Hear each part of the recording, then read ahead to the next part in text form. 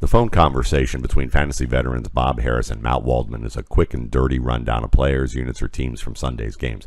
Feel it or fuck it is our instant verdict on the fantasy value of a player situation, not the ability, effort, or character of the player. This is just how two old-timers in this industry talk when they got a lot to cover in a little time.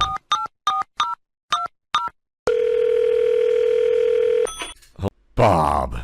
Matt, good morning to you. We are now into week 10. That means week 9 is in the rearview mirror. And once again, the NFL continues its mission to point out the volatility and the unexpected is what we should expect every single week of the season. And it's getting difficult for fantasy managers sorting through these difficult, tumultuous events each week to figure out the right starters. We're here to help them out. And hopefully we give a little clarity. First of all, let's just start with the guy I'm going to start calling E&A. Reminds me of a kid in my high school days. We called him elbows and assholes because that's all you ever saw of him. He was running past you and running away from you.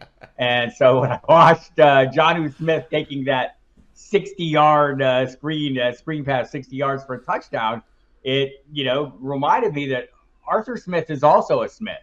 I don't think we should discount that connection between the two. Also, don't think we should discount the fact that at this point, as we sit right now, he had, by the way, reached the top speed at 21.15 miles per hour during that touchdown run. Third fastest speed by a tight end since 2016, according to Next Gen Stats. Also set the season a little high, long for a Falcons touchdown. It's the second longest touchdown of Smith's career.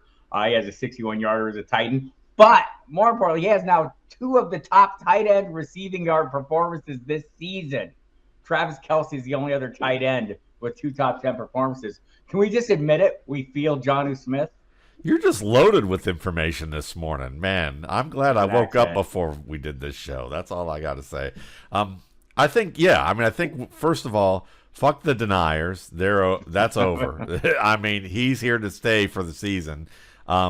You absolutely should be feeling Jonnu Smith, and I think for at least the past 3 to 4 weeks, people should have probably jumped on him and added him to their roster, even if they didn't believe for sure whether he was going to be an every week starter, but he is, without a shadow of a doubt. Now, at the same time, fuck Arthur Smith for basically running a sweep or a perimeter running play with Jonnu Smith at the goal line when Bijan Robinson has gotten exactly 1 touch all year in the red zone, courtesy of Craig Allman, who covers them, covers the NFC South for Fox Sports, the former Buccaneers, beat reporter. But yeah, I mean the fact that Jonnu Smith is, Jonnu Smith, like you said, elbows and assholes. Yeah, absolutely. He will run through you, run around you, run past you.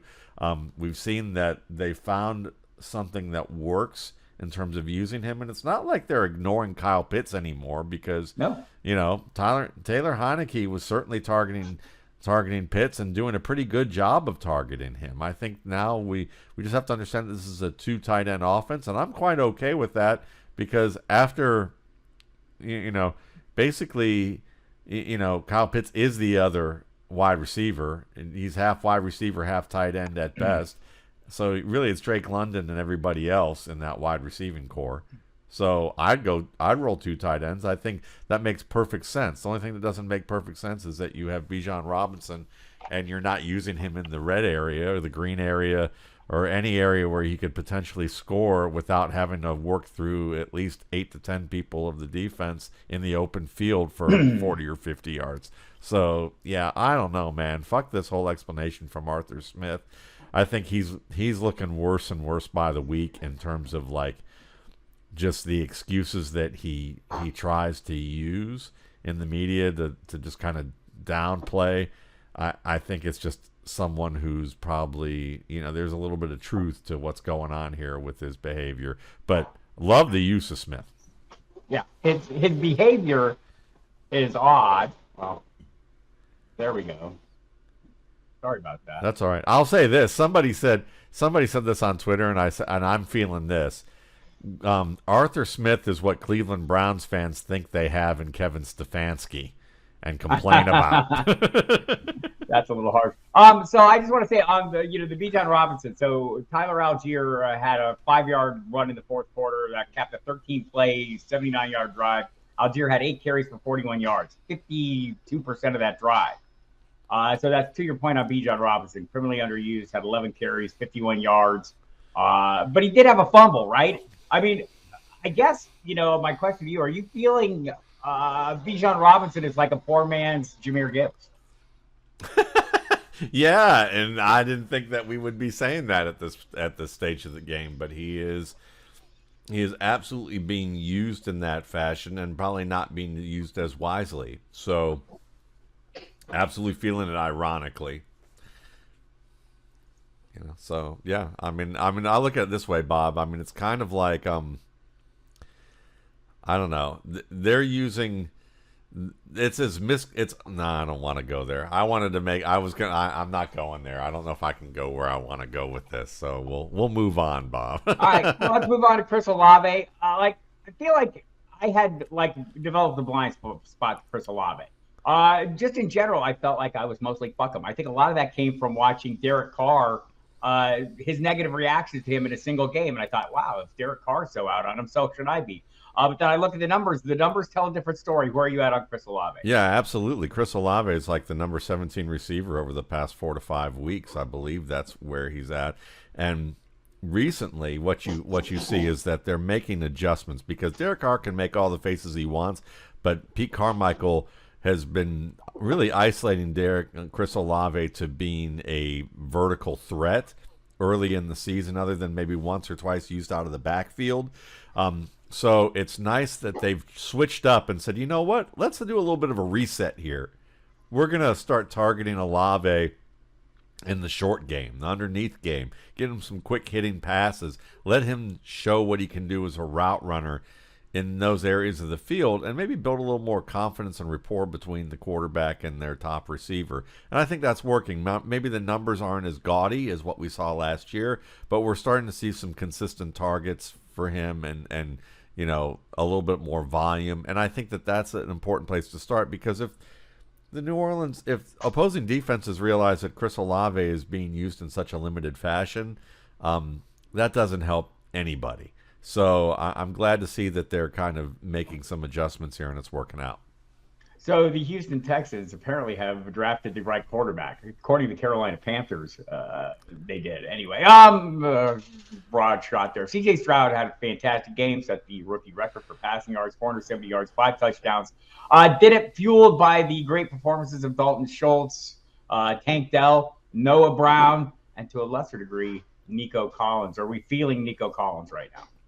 Are we feeling Nico Collins? Yeah, I'm still feeling him, but I would say that I'm not feeling him as a wide receiver one. Over the past 5 weeks, he's actually outside your top 36, maybe even outside your top 40 wide receivers. So he's he's used well when there's zone defenses and they're playing outside shade and they're using him in a specific fashion.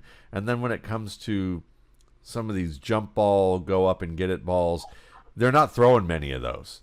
Most of this is timing and finding the open man, and that has to do with C.J. Stroud.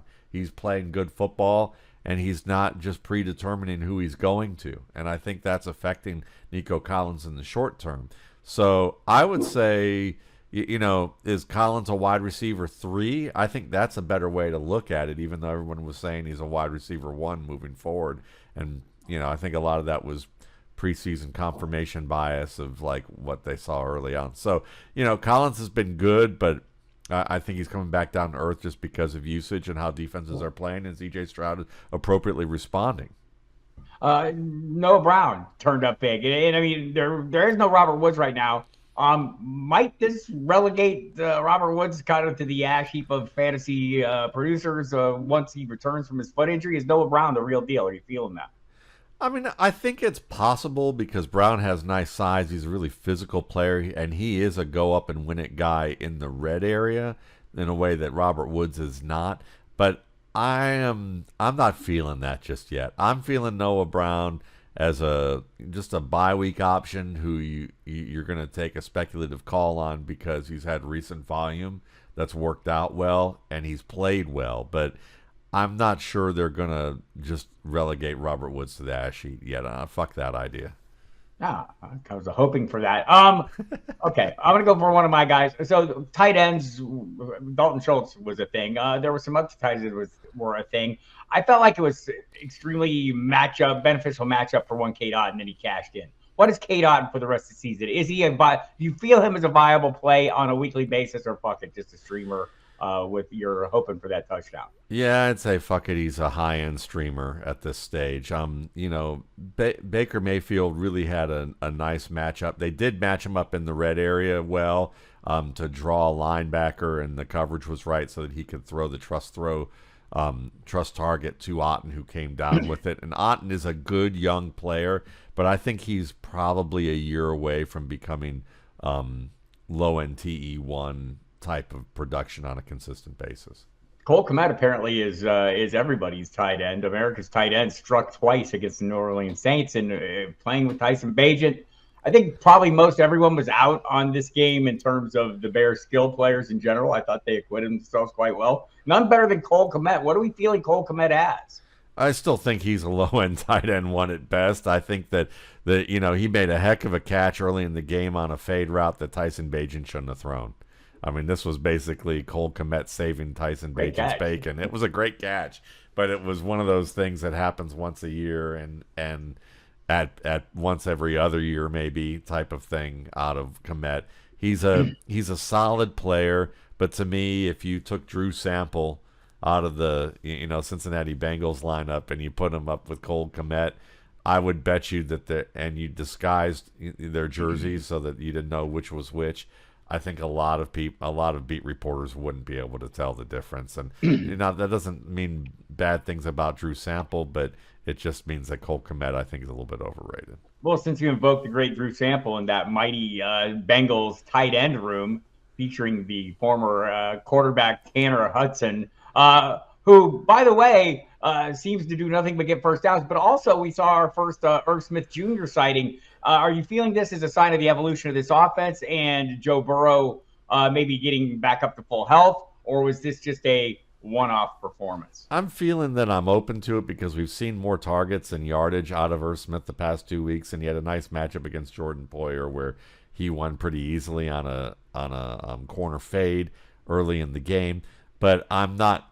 I would say I'm open. I'm feeling the idea of being open to Irv Smith continuing to build on that production, but I'm not convinced at it yet, so fuck the idea overall. I feel like Irv Smith is like the perennial trap, I mean, we've been waiting every year. I think I can recall writing a report, breakout imminent for Irv Smith Jr., and yet the breakout never comes. A lot of it's been health-related, and he's had those issues this year. The tight end usage was interesting against the Buffalo Bills last night for the Cincinnati Bengals, maybe indicative of this offense kind of hitting stride. And there may be other weeks where they look in other directions. I'm kind of with you. I'm going to keep him on some rosters just in case, right. But I'm not going to be forcing him into lineups. I'm still forcing Jaylen Waddle into lineups. It wasn't a super impressive showing. I think he's maybe a little beat up, and he saw, I think the first series, he left the game briefly in Frankfurt against the Chiefs. What do we do with Jaylen Waddle? Feel him or fuck him? Is he a must start every week, or is he? I mean, we drafted him. Many of us as wide receiver one, if we were waiting a little longer, or certainly a wide receiver two at the very least. Yeah, I mean, remember like about 5 weeks ago when some of the smarter fantasy analysts out there, out there would sit there and talk about, well, I was on Matt Harmon's show. There's one of those guys who's one of the smarter fantasy analysts who's talking about, are we really worried about, and he just posted as a question, not as a take. Are we worried about guys like Jaylen Waddle and T. Higgins and Devonta Smith not living up to their fantasy value, and maybe we shouldn't be taking these guys as early as we do? And I think my response was, fuck that. And maybe it was a little bit nicer since it was Yahoo that we were on. Or no, wasn't Yahoo, it was Perception. Yeah. It was on his own, but still, I just couldn't, I wasn't sure which one this was going to show up on. So with that in mind, yeah, Jaylen Waddle has been almost a wide receiver one over the past 5 weeks, I think. So I'm feeling Jaylen Waddle. I'm not taking that dude out of my lineup, and I know he's a little banged up, but they're certainly not it looked rough earlier in the year because of the way they're running the ball in Miami. But now that they have Jeff Wilson back, but Devon Achane isn't back yet, I was thinking that maybe they would say, oh, well, we use Jeff Wilson in the Raheem Mostert role, and we'll take Raheem Mostert and use him in the Achane role. Well, they did that once, maybe twice all game this past Sunday, and I was just, I was kind of surprised that they weren't going to roll with that and use that and have that type of usage. So it actually benefits Waddle more because they're not as successful running the football. They're good at it, but they haven't been like overpowering great since Achane has left. So yeah, totally feeling Waddle. I am too. And I'm kind of feeling the Buffalo offense is got a lot of pieces all of a sudden. Khalil Shakir seems to be one of them. We've talked about Dalton Kincaid a lot, and I think he's turning into the thing that you kind of predicted him to. But over the last 3 games, 4 targets for Khalil Shakir, who has done nothing but catch all of them and be fairly productive. Are you feeling him as a player on the rise?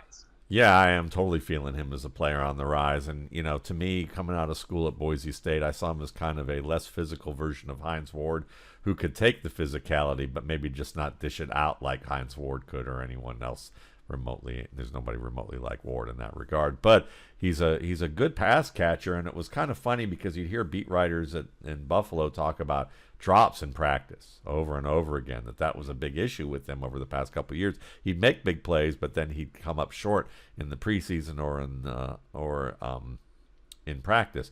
But all I know is I've seen him make big plays and catch the ball consistently in regular season games. And I think they're figuring out, Buffalo's figuring out that we need to be able to have Josh Allen target players other than Gabe Davis and Diggs. And I think that they're finding that maybe if they don't spend so much time on Gabe Davis, who really requires a lot more, he's a very inefficient receiver. And what I mean right. that is that it takes a lot of scheming to make things, to get him those big plays, or you're using him as that third read, which means there's a lot more risk or a lot more manpower put into his success. Whereas with Khalil Shakir and Dalton Kincaid, you don't have to scheme as much. You can do it, but you can let them just win one-on-one a little bit easier. And I think Shakir is showing that and has become a really valuable security blanket, check down option or scramble drill option for Josh Allen, and Allen's figuring it out. Did you buy into the instant analysis? I'm pretty sure it was Chris Collinsworth, because who else does that? That basically, they were forcing Josh Allen to look different directions than Stephon Diggs early in the game, and then once they loosened up and he forced them to look at some of the other players that opened Diggs up later in the game. Did you buy into that? I'd buy into that idea for sure, because I think that Josh Allen is you can see the way his game plays out is there was a play late in the first half where he forced a ball into Stephon Diggs that was an out route where the underneath corner had position, and most quarterbacks wouldn't have thrown that, and if they did, it probably would have gotten intercepted. But it was that kind of throw, like Ricky Bobby driving backwards at 200 miles an hour and being able to get away with it. I think that's kind of the Josh Allen attitude, and the coaches are probably thinking we've got to break him out of the habit of thinking just because he has the physical skills, he should try certain things, because he ends up limiting the offense. Because a lot of the things that he does can be a little bit lower percentage overall. So spreading the field and spreading it out to other receivers the way C.J. Stroud has been doing, I think that's good for Allen. And Allen is, the reason that people call Josh Allen kind of the anomaly for quarterback evaluation, and that he kind of some people would even say that he's ruined some outlooks for quarterback evaluation, because he is not conceptually the sharpest tool in the shed in terms of making decisions as a quarterback, but he gets away with it with his physical skills. And I think that some of this was coming back to bite him this year, and on a level where he's had 9 interceptions so far this year, which is a pretty high mark for him right now. It's kind of and there's thoughts that he could study more. he could work a little bit differently, or he could incorporate things a little bit better on the field, and that maybe there's a little too much reliance on his physicality. And then there's other things like, I'd like to get into, but we don't have time. Are you saying he's playing Call of Duty with Kyler Murray in his spare time when he should be working on his game plans? I think there are people who would say that they wish he was playing Call of Duty. That would be probably a better situation than how things have turned out. But, it's working out on the field still, and hopefully he's kind of figured things out enough that that this is just kind of a an issue that doesn't bleed onto the field. So I think that there's a real chance that that's probably going to be the case with him. But Khalil Shakir totally feeling, and I think that he's a good example that will probably save Josh Allen's career or current standing. Let's say current standing with the Buffalo Bills, and it won't degenerate. They paid him enough. I think that's ensured his standing. Hopefully, more pieces. Honestly, it's an explosive offense that, we saw it even in this game, which maybe wasn't their best game, and their defense is a big part of that. But from a fantasy perspective, more power to them for not stopping anybody and forcing the Bills to be a little more focused on offense, because I thought it paid off last night, and I think it'll pay off more. The more pieces for us to chop up and use in our lineups, especially with daunting bye weeks and issues coming up, attrition and all those kind of good things that happen in fantasy football late in the year. Speaking of Call of Duty, Rhamondre Stevenson answered his against the Washington Commanders yesterday on nearly 130 yards of total offense. Are you feeling him as a weekly running back one? I am, and especially in these times where some guys just aren't sturdy enough, and we don't know from week to week what's going to happen with touch workload. I know it's not the sexiest team. They're not remotely the sexiest team, but Stevenson is a good running back who just is playing behind an offensive line that just isn't that strong, and they're figuring out things to do with him. I mean, look, Rachaad White is playing better football, but still they can't run the ball as consistently as you'd like to see. And I'd say Rhamondre Stevenson, Rachaad White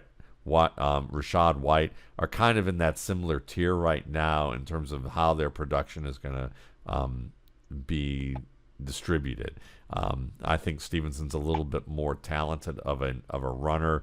White is more talented as a receiver, but they're both fascinating players, and I wouldn't mind buying into in Dynasty a little bit. Rachaad White, 17 targets over the last 3 games, like 4, 6, 7. He catches a lot of them, racking up good yards with them. Are you feeling him then as well as a similar commodity, a guy that you would have to play every single week? Totally getting there, because I think, Baker Mayfield isn't playing like shaky Mayfield, so that's good. And then on top of that, you got White, who is taking what he can get between the tackles. He's running aggressively. He's been assertive with getting his pads down and not trying to bounce things outside like he did at Arizona State. And he's looking like a mature runner who's just taking what the defense gives him, and knowing now that he's also getting I think part of it too, this is what happens with young players, is that when he entered the league, he could do pretty much a little bit of everything. But if he wasn't sure he was going to get the volume that he hoped for, I think he wanted to make an impression with making big plays. So if he wasn't going to get enough in the passing game, he would try to bounce things in the run game to maximize his opportunities. And I think that now that he's figured out he's going to get the ball no matter what, and he's the top dog, I think he's relaxed enough to say, all right, I'm going to play within the scheme and not try to do too much. And as a result, when things aren't working in the run game, they're giving to him the ball in the passing game, and he's very good in the open field. Yeah, I think that's a credit to them. They have stuck with him. I mean, even when the going was lousy and he wasn't getting the passing work. I mean, he was like just totally coming up short as a runner. It wasn't like you were seeing a bunch of Sean Tucker, who, by the way, a healthy scratch this game, and Keyshawn Vaughn and Chase Edmonds have been the other pieces, but we're not seeing much of them either. I'm totally with you on both those players, Rhamondre Stevenson and Rachaad White.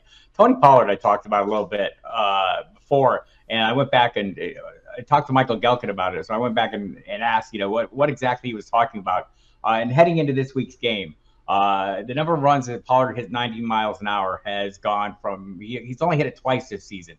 And that's not been the norm. He topped 19 miles an hour to 4.3% of the time, 10 of 232 touches last year.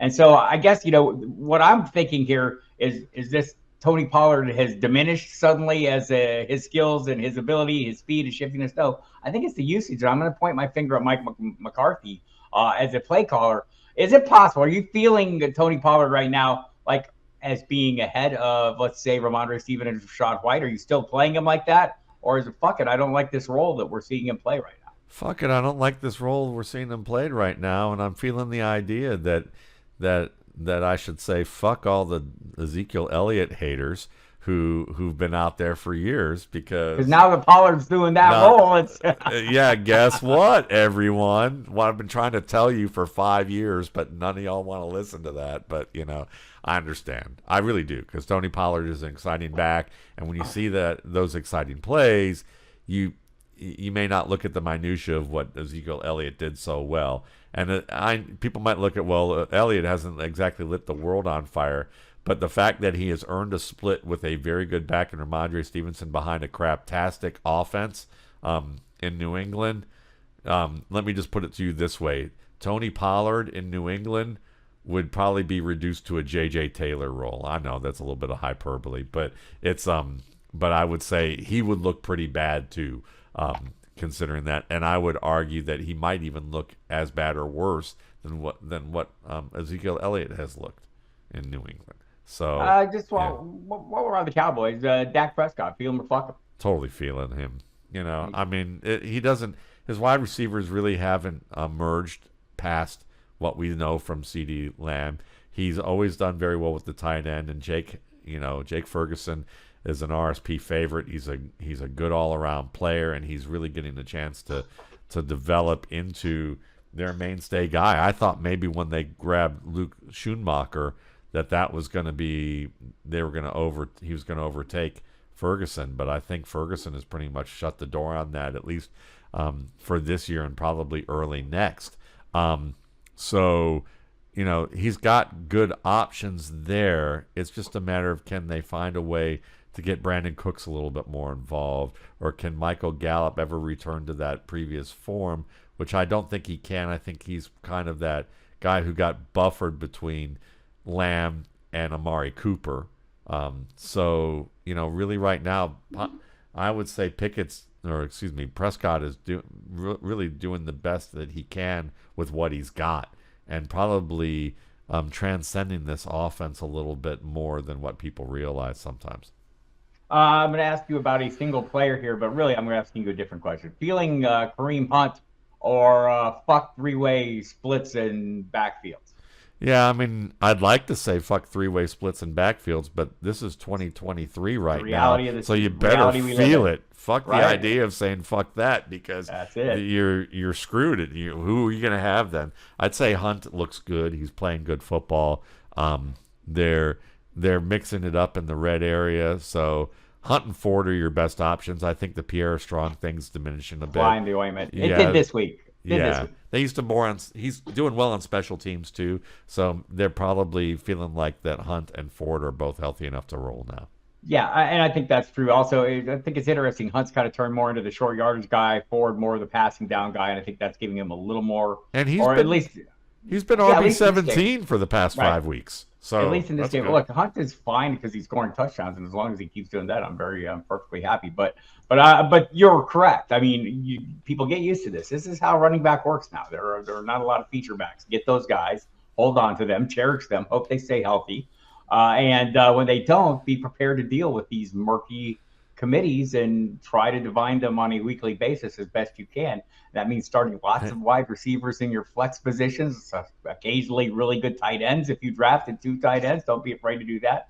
But hardly ever Hunter Renfrow.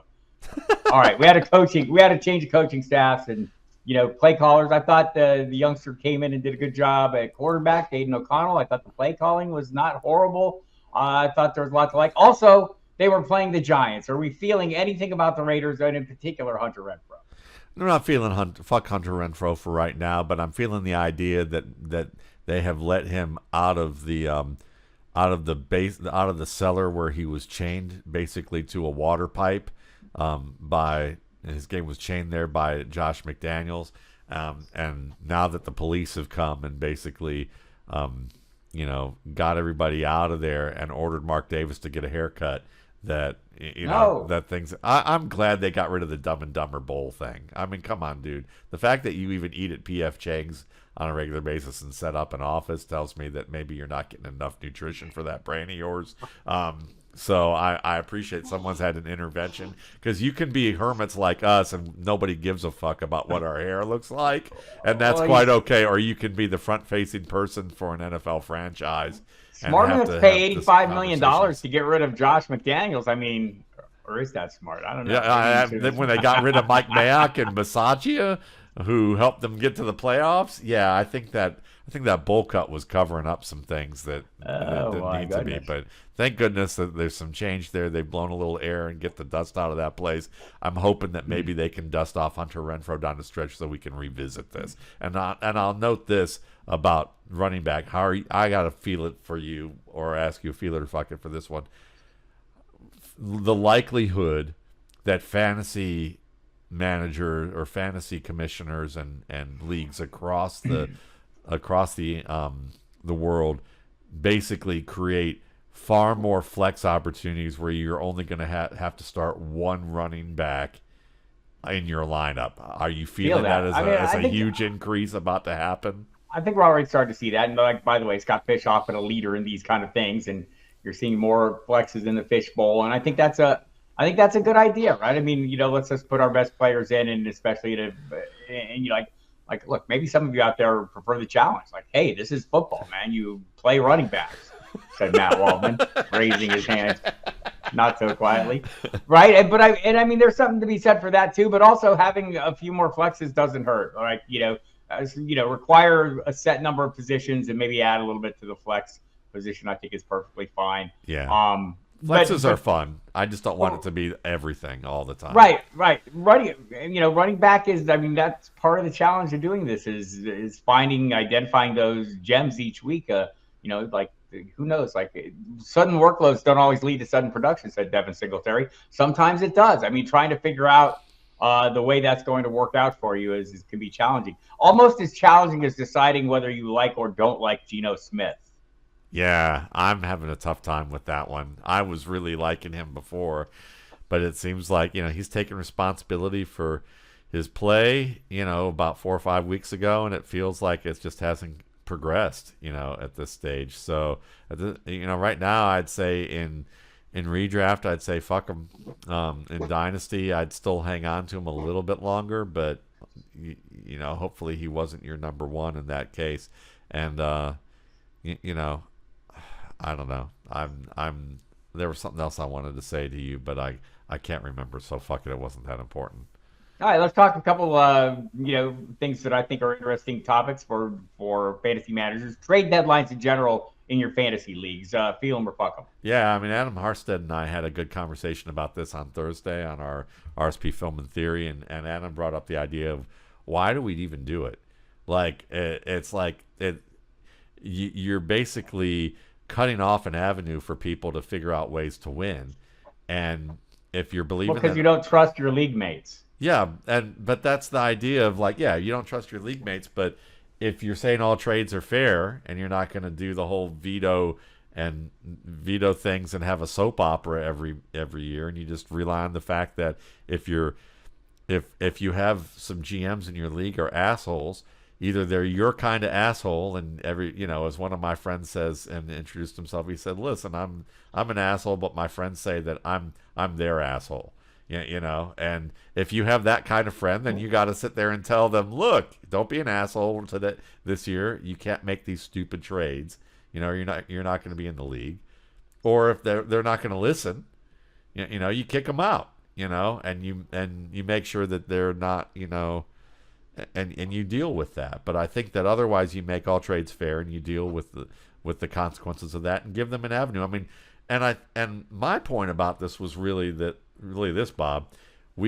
I think the people who don't like trades and then limit deadlines are the same people who actually had success with drafting and don't trade very often. And because they make the draft such a big avenue, it's natural for them to subconsciously just limit trade deadlines. Well, you're limiting an asset to get through. It'd be kind of like saying, I mean, to me, waivers, the waiver wire and first come first serve is just an extension of the draft. Right. So why are we allowing more drafting and not enough trading? Look, I'm fine with either way. I'm like very busy. I have too many leagues. I do trades when I get like offers that like I find immediately like, boom, that's a fair offer. It helps me. Doesn't, not like I'm giving somebody something that's going to change the face of the league, and I'll hit it immediately. I'm not the guy who's going to sit there and do a bunch of research and say, well, let me find a good counter, or let me go. I'm not Mike Dempsey, our friend from my co-host on Sirius XM Sports Radio, who spends every waking hour out there scrubbing everyone's roster, looking for opportunities to make trades, proposing multiple trades.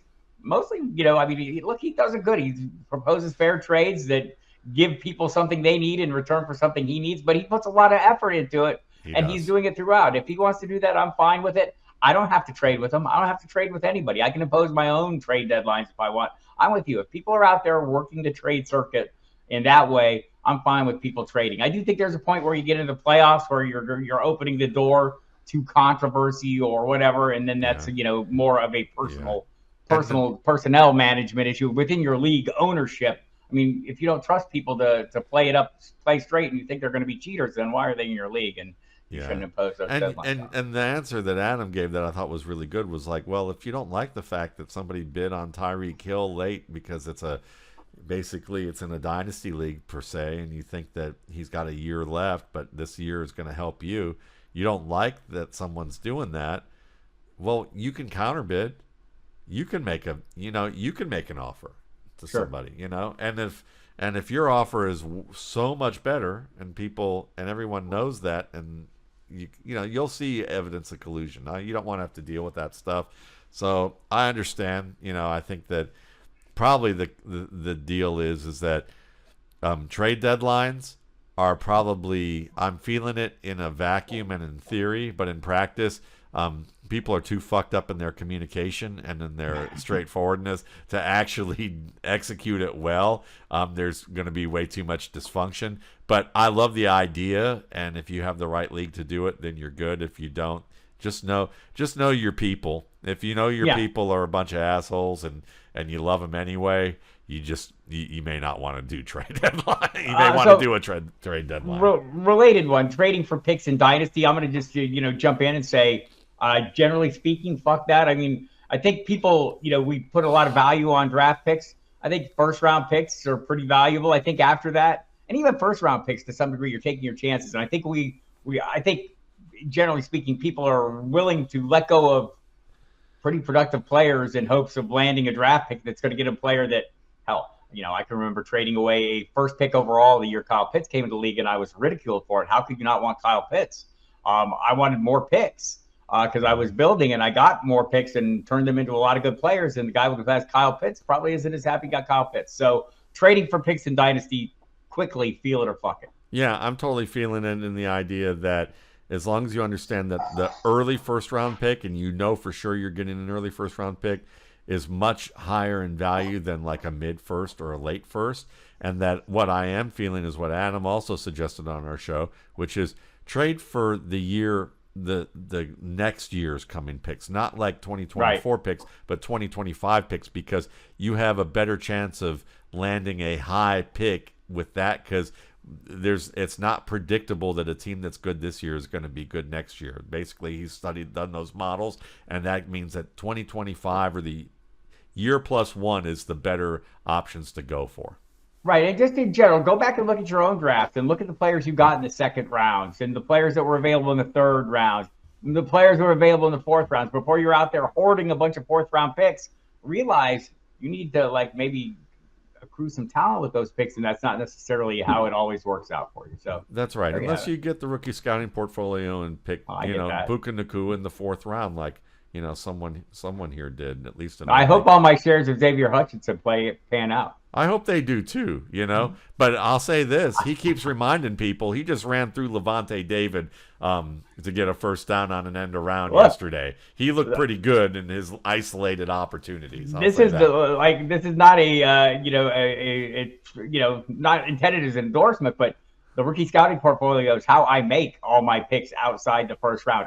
honestly, it's also how I make all my picks in the first round as well, because I've learned lessons. Like I've learned things like, man, when everyone's all in on Saquon Barkley, maybe waiting a few picks and getting Nick Chubb is probably going to pay off. All these things I learned in the rookie scouting portfolio have paid off for me greatly in Dynasty football. Well, you've learned the information on valuing the players, but see, you're teaching people and myself as well before I ever started the rookie scouting portfolio about how to use information well, and that's something that you've done for quite some time, my friend. Look at you. Yeah.